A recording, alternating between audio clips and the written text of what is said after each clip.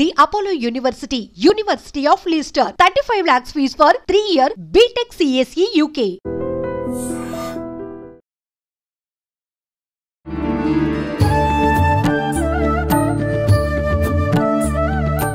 నమస్కారం, welcome to I dream. ధర్మ మార్గం విత్ విజిత కార్యక్రమానికి స్వాగతం. ప్రస్తుతం మనతో పాటు ఉన్నారు ప్రముఖ ఆధ్యాత్మికవేత్త, పంచాంగకర్త బ్రహ్మశ్రీ చిలకమర్తి ప్రభాకర చక్రవర్తి శర్మ గారు. ఇప్పుడు గురుగారితో మాట్లాడి మరిన్ని విషయాలు తెలుసుకుందాం. నమస్కారం గురుగారు. నమస్కారం అమ్మా. గురుగారు, మనకు ఆశ్వయుజ మాసంలో అమ్మవారి శరన్నవరాత్రులు ప్రారంభమవుతాయి. ఆ తర్వాతే ఆ రాక్షస సంహారం తర్వాత విజయదశమి వస్తుంది మనకి. అసలు ఏంటి ఈ శరన్నవరాత్రుల గురించి వివరించండి. చాలా చక్కటి ప్రశ్న అమ్మా. అసలు మీరు ప్రశ్న అడగడమే ఆశ్వయుజ మాసం అనే దాంతో అడిగారు. మనకి ఆశ్వయుజ మాసం చాలా విశేషమైనటువంటి మాసం. అందులో ఆశ్వయుజి అంటే స్త్రీ అని అర్థం. స్త్రీ సంబంధం ఉన్నటువంటి మాసం ఈ మాసం. ముఖ్యంగా భాద్రపద మాసంలో మహాలయ పక్షాలు పూర్తయిన తర్వాత స్త్రీ దేవత అయినటువంటి అమ్మవారి యొక్క అనుగ్రహం పొందడానికి, అలాగే ప్రకృతికి సంబంధించినటువంటి అమ్మవారి యొక్క అనుగ్రహం పొందడానికి ఇది చాలా విశేషమైనటువంటి మాసం. అందులో ఆశ్వయుజ మాసం జ్యోతిష్ శాస్త్ర ప్రకారం పౌర్ణమి రోజు చంద్రుడు అశ్విని నక్షత్రానికి దగ్గరగా ఉండడం. మనకి జ్యోతిషంలో 12 రాశులు ఉన్నాయి. అందులో మొట్టమొదటి రాశి మేషరాశి. 27 నక్షత్రాల్లో మొట్టమొదటి నక్షత్రం అశ్విని నక్షత్రం. అటువంటి మొట్టమొదటి నక్షత్రం ఈ సృష్టి ప్రారంభం అవడానికి, ఈ సృష్టికి మూలమైనటువంటి అమ్మవారికి సంబంధించినటువంటి పూజలు తోటి ఆ యొక్క మాసాన్ని ప్రారంభించడం విశేషం. చాలా కొన్ని ఉత్తర భారతాది, అలాగే గుజరాత్ వంటి ప్రాంతంలో ఆశ్వయుజ మాసంలో వచ్చేటువంటి దీపావళి అమావాస్య రోజే ఈ సృష్టి ప్రారంభమైనటువంటి విషయాలను కూడా వాళ్ళు మాట్లాడుతూ ఉంటారు. అందుకని దీపావళి రోజు కూడా నూతన సంవత్సరం జరుపుకోవడం కొన్ని ప్రాంతాల్లో ఆచారంగా చూడవచ్చు.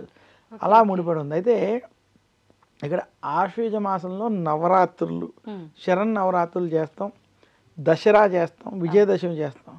దసరా అంటే దశహర, దశ పాపాలను హరింపజేసేటువంటిది కాబట్టి దసరా అని. నవరాత్రులు, రాత్రుల సమయంలో విశేషంగా అమ్మవారిని పూజిస్తాం కాబట్టి నవరాత్రులు. అలాగే ముఖ్యంగా అసలు ఆశ్వయుజ మాసంలో మొదటి 3 రోజులు అమ్మవారిని సరస్వతీదేవిగా, తర్వాత 3 రోజులు అమ్మవారిని లక్ష్మీదేవిగా, తర్వాత 3 రోజులు అమ్మవారిని దుర్గాదేవిగా, అలా 9 రోజులు పూజించడం ఈ ఆశ్వయుజ మాసంలో శరన్నవరాత్రుల విషయం. ఇంకా పూర్వం మనకి పురాణాల ప్రకారం యమధర్మరాజు యొక్క కోరలు సంవత్సరంలో 2 సార్లు బయటకు వస్తాయట. మొట్టమొదటిది మన ఉగాది సందర్భంగా చైత్రమాస శుక్లపక్ష పాడ్యమి నుండి నవమి వరకు చైత్ర నవరాత్రుల్లో ఒకసారి కోర బయటకు ఉంటుందని. తర్వాత ఆశ్వయుజ మాస శుక్లపక్ష పాడ్యమి నుండి ఆశ్వయుజ మాస శుక్లపక్ష నవమి వరకు రెండోసారి. అందుకనే ఈ చైత్ర నవరాత్రుల్లో, ఆశ్వయుజ నవరాత్రుల్లో రోగాలు ప్రబలేటువంటి సమయం ఈ సమయం. వాతావరణంలో మార్పు వస్తుంది. వర్షాల నుంచి మనకి ఆశ్వయుజం అయిన తర్వాత చలికాలం వంటివి ప్రారంభమవుతాయి. ఈ సమయంలో ప్రపంచం మొత్తం కూడా ఏదో ఒక ఇబ్బందికరమైనటువంటి వాతావరణాలు ఉండడం, కొంచెం యాక్సిడెంట్లు లాంటివి, గొడవలు లాంటివి ఈ సమయంలో అయ్యేటువంటి స్థితులు కొంచెం కనపడుతూ ఉంటాయి.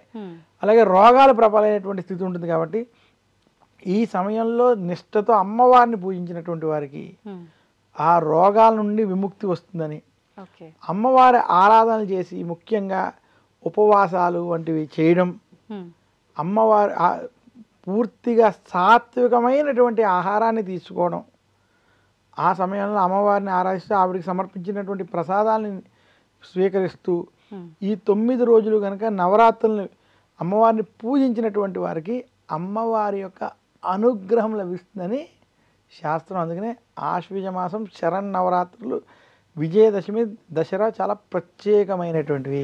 గురుగారు, నవరాత్రులు 9 రోజులు ఆచరించలేని వాళ్ళు 3 రోజుల పాటు ఆచరించినా సరిపోతుంది అంటారు కదా, అవి ఏ 3 రోజులు? ఈ చాలా చక్కటి ప్రశ్న. ముందు అసలు నవరాత్రులు మనం ఎలా ఆచరించాలి అని చూసుకుంటే, మొదటి రోజు అంటే ఆశ్వయుజ మాస శుక్లపక్ష పాడ్యం రోజు కలశ స్థాపన చేసి, కలశాన్ని పెట్టి, అమ్మవారిని పెట్టి కలశారాధనతో ప్రారంభమవుతుంది. ఈ 9 రోజులు కలశాన్ని తీయకుండా ఆ కలశంతో కూడి అమ్మవారిని రోజు ఒక్కొక్క అలంకరణతో అమ్మవారిని పూజిస్తారు. అసలు ఈ అమ్మవారిని పూజించేటువంటి దానికి పురాణ కథ ఒకటి ఉంది మనకి. పూర్వం మధుకైటంబులు అనేటువంటి రాక్షసులు ఉండేవారని. ఆ మధుకైటంబులు అనేటువంటి రాక్షసులు ఈ సృష్టిని నాశనం చేయడానికి అనేక ప్రయత్నాలు చేస్తూ ఉండగా అమ్మవారు వారిని ఆ బాధ తొలగించడం కోసం శ్రీ మహావిష్ణువుని సహాయం చేయమని చెప్పి వారితో యుద్ధం చేయమన్నాం. శ్రీ మహావిష్ణువు కొన్ని వేల సంవత్సరాల మధుకైటంబుల రాక్షసులతో యుద్ధం చేసి అలసిపోవడం జరిగింది. అప్పుడు ఆయన అలసిపోవడం చూసినటువంటి మధుకైటములు మేము నగ్గుతున్నాం అనేటువంటి ఆనందంలో ఉండడం, అది గమనించినటువంటి అమ్మవారు ఒక యోగ మాయనికి చేసి ఆ మాయలో మధుకైటంబు రాక్షసులు ఓడిపోతున్నట్టుగా చూపించడం. అప్పుడు వారు భయపడి శ్రీ మహావిష్ణువు వద్దకు వెళ్ళి నీకు ఏం వరం కావాలో కోరగా మీ చావే నాకు వరం కావాలి అని అడగడం. అప్పుడు మమ్మల్ని నీరు లేనటువంటి ప్రాంతంలో చంపమనగా అతనిని ఆ రాక్షసుల్ని ఆకాశంలోకి తన చేతి మీద ఎత్తి ఉంచడం. అప్పుడు అమ్మవారు 10 తలలతో 10 రూపాలలో ఆ యొక్క రాక్షస సంహారం చేసినట్టుగా మనకి ఈ ఆశ్వయుజ మాసానికి సంబంధించినటువంటి పురాణ కథలు దేవి భాగవతం పురాణాల్లో కూడా ఈ యొక్క కథను చెప్తారు. అలాగే అమ్మవారు శ్రీ మహావిష్ణువు యొక్క అనేక రూపాలలో ఈ అవతారాలు ఎత్తినప్పుడు ఏదో ఒక రూపంలో అమ్మవారు ఆ రాక్షస సంహారం కోసం శ్రీమన్నారాయణుడికి శ్రీ మహావిష్ణువుకి సహాయం చేసినట్టుగా కూడా ఈ యొక్క ఆశ్వజానికి సంబంధించినటువంటి అవతారాల్లో కథలు చెప్తారు. అందుకనే శైలపుత్రి, బ్రహ్మచారిణి, చంద్రగంట, దుర్గుడు అనే రాక్షసుని సంబంధించాడు కాబట్టి దుర్గాదేవిగా, చండ ప్రచండ అనేటువంటి రాక్షస సంహారం చేశాడు కాబట్టి చండిగా, ఈ రకమైనటువంటి అవతారాలు అమ్మవారి ఒక్కొక్క రోజు ఒక్కొక్క అవతారం ఉన్నాయి. అలాగే విజయవాడలో మనకు కొన్ని ఇవి కూడా ప్రాంతాలను బట్టి కొన్ని అవతారాల్లో మనకి చూసుకోవచ్చు.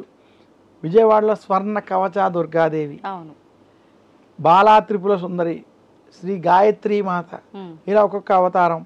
అందులో ఇందాక మీరు అడిగారు 3 రోజులే చేసుకోవచ్చు. యాక్చువల్గా శరన్నవరాత్రులు 9 రోజులు ఆచరించడం ఉత్తమం.